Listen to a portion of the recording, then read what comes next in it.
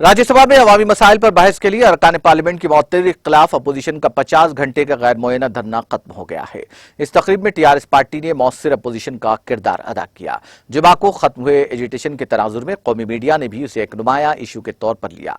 TRS के रुकने parliament we Ravichandran ने 50 घंटे के गैर मुअय्यना एहतजाज के दौरान धरना कैंप में 2 दिन और रातें गुजारी। पार्टी की तरफ से दी गई कॉल पर अमल करते हुए उन्होंने पार्लियामेंट के अहाते में फर्श पर सोकर अपनी वाबस्तगी जाहिर की। इस मौके पर मीडिया से बात करते हुए उन्होंने मरकजी हुकूमत से बढ़ती कीमतों और जीएसटी के बोझ को फौरी वापस लेने का मुतालबा किया। वहीं अरकान पार्लियामेंट पर आयद मअतली को खत्म करना चाहते हैं, जो पार्लियामेंट में जमहूरी तरीके से बहस कराना चाहते थे।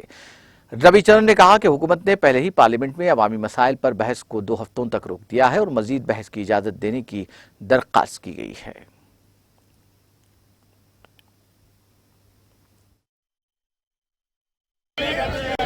రద్దు చేయాలి రద్దు చేయాలి రద్దు చేయాలి రద్దు చేయాలి జీఎస్టీ రద్దు చేయాలి రద్దు చేయాలి రద్దు చేయాలి జీఎస్టీ రద్దు చేయాలి